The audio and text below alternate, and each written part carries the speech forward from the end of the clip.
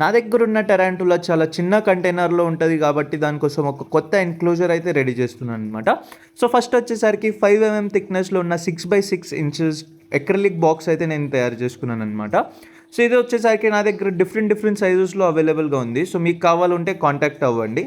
Next వచ్చేసరికి ఒక కంటైనర్‌లో కోకోపీట్ అయితే తీసుకున్నాననమాట.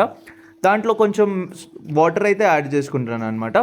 వాటర్ యాడ్ చేసుకున్న తర్వాత దాంట్లో మిక్సింగ్ చేయడం అయితే స్టార్ట్ చేశాను. సో, కొంచెం వాటర్ యాడ్ చేసుకొని ఇట్లా మిక్స్ చేస్తున్నాను అనమాట. నెక్స్ట్ వచ్చేసరికి దాంట్లో ఉన్న ఎక్సెస్ వాటర్ అంతా మనం స్క్వీజ్ చేసుకోవాలన్నమాట. సో, అదంతా స్క్వీజ్ చేసుకున్న తర్వాత ఈ యొక్క కోకోపీట్ మనం మన బాక్స్‌లో యాడ్ చేసుకోవచ్చు. సో, నేనైతే 3-4 ఇంచెస్ హైట్ అనేది పెడుతున్నా ఈ కోకోపీట్‌ది.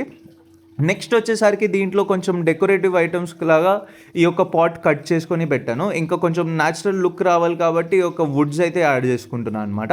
సో, ఫైనల్ లుక్ అనేది ఇట్లా ఉంది. దాని తర్వాత దీంట్లో ఒక చిన్న క్యాప్‌లో వాటర్ పెట్టుకోవడానికి కూడా యాడ్ చేసుకున్నాను.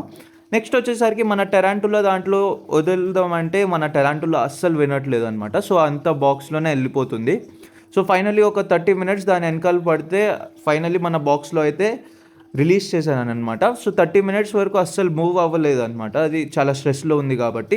కానీ నెక్స్ట్ డే వచ్చి చూసేసరికి మనం అంతా బాక్స్‌లో ఇట్లా వెబ్స్ అనేది క్రియేట్ చేసిందనమాట.